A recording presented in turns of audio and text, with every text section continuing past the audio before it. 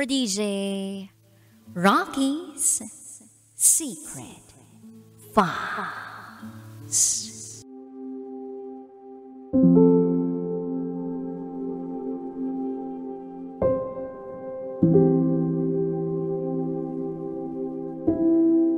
May lihim ang boyfriend ko at ang girl best friend niya.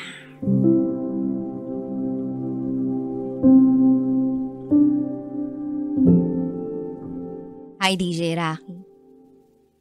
First time kong mag-share ng ganito. Kinakabahan ako.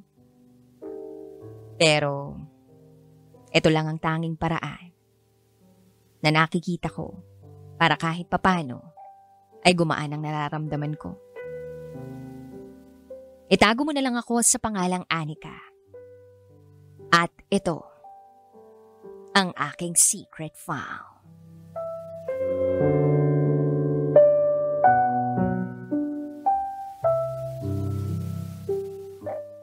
January 13, 2021. Nang makilala ko ang isang lalaki na bibihag ng puso ko. Mabait siya, magalang, at mukhang responsable. Nagkwentuhan kami. Hanggang sa lumipas pa ang mga buwan, nagpaalam na siya sa akin kung pwede niya akong ligawan. Hindi na ako nagdalawang isip. Kasi may gusto na rin ako sa kanya. Lumipas ang isang buwan, sinagot ko na siya. Naging kami na.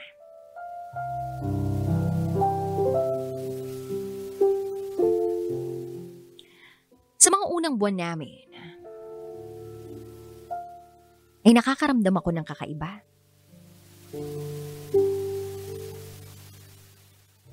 Parang hindi ko siya dapat pagkatiwalaan.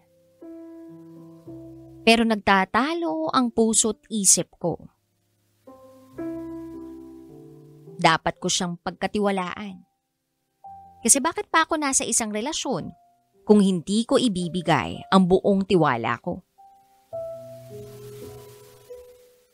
Pero isang araw, nasa Makati siya. Nasa bahay nila. Ang sabi niya sa akin, matutulog na raw siya.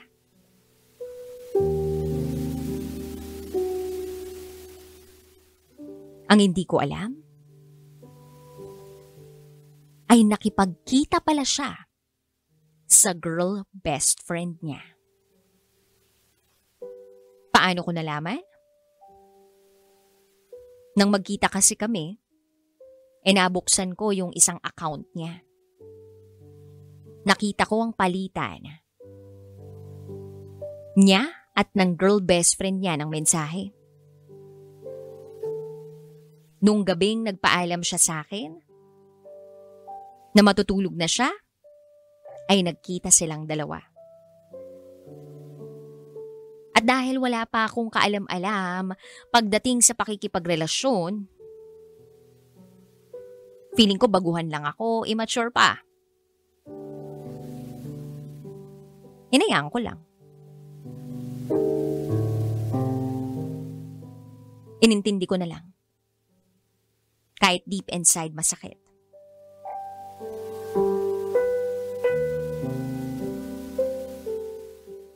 May mga pagkakataon na pinagdududahan ko siya.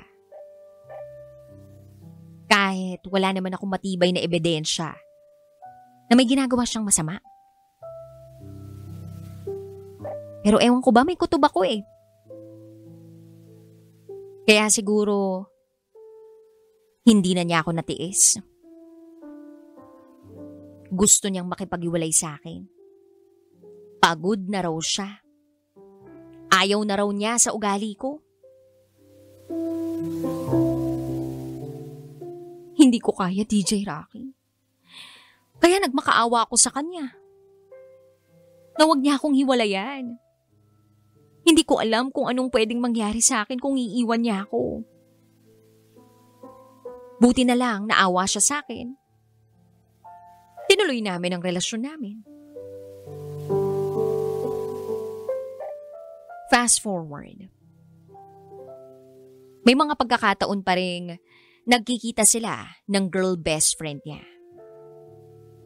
Yung girl best friend niyang yun, na-meet ko na thrice. Okay naman siyang kausap. Pero iba lang talaga yung pakiramdam ko sa kanya. Besides, nakita ko nga na nagkaka-chat sila ng boyfriend ko.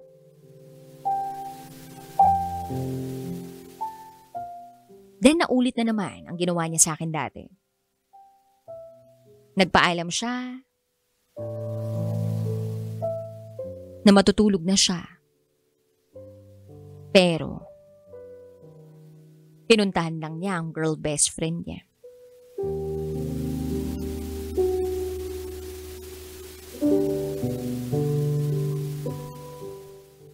Then one time,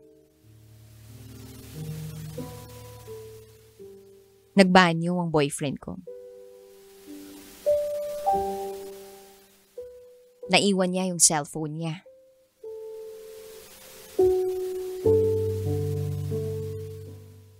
Chance ako na yun para basahin kung ano man ang tinatago niya na conversations.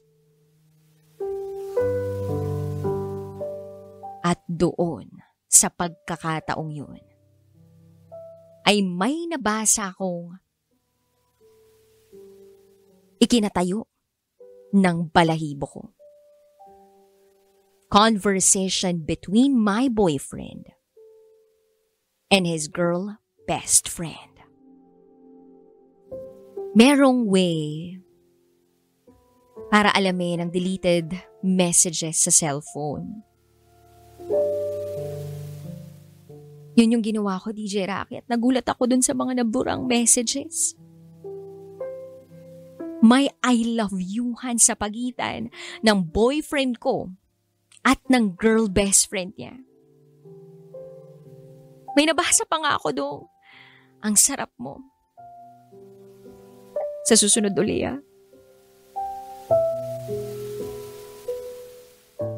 para akong baliw sa nalaman ko.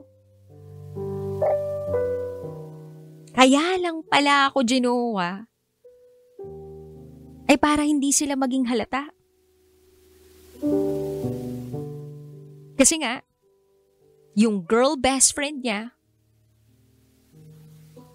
may boyfriend na pineperahan niya mula sa ibang bansa. At silang dalawa ang nakikinabang sa perang nakukuha niya sa boyfriend niya na foreigner.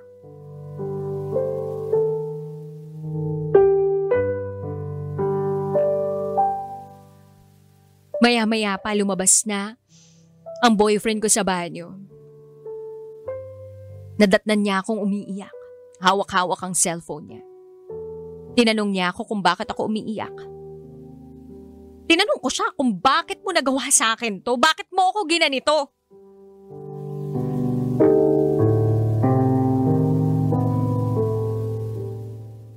Tapos parang wala man lang siyang ka-idea sa mga pinagsasabi ko.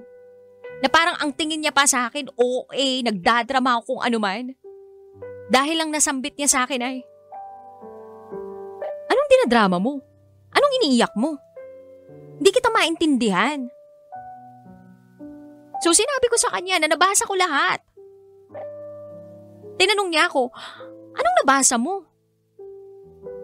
Sagot ko, yung conversations ninyo ng girl best friend mo. Sagot niya sa akin, wala naman kaming conversation eh. Then sabi ko, paano kayo mawawalan ng conversation? Di ba girl best friend mo siya? O sige, check mo pa sa cellphone ko. DJ Rocky. Pinakita ko sa kanya yung mga nakita ko. Hindi niya siguro alam na may ganong klaseng feature sa cellphone na yun. Wala na siyang kawala. Hindi na niya kayang i-deny yun sa akin. Kaya that time, kahit masakit, Iniwan ko siya at pinili kong hindi na siya kausapin kailanman. Although nag-text ako sa kanya, at uling text ko, break na tayo. Hindi ko kaya yung gano'n, DJ Rocky. Yung may kasabay ako. Ang hirap kalaban ng girl best friend. Lalo na kung yun naman talaga ang girlfriend. Ayokong maging kabit. At alam kong hindi ko deserve yun.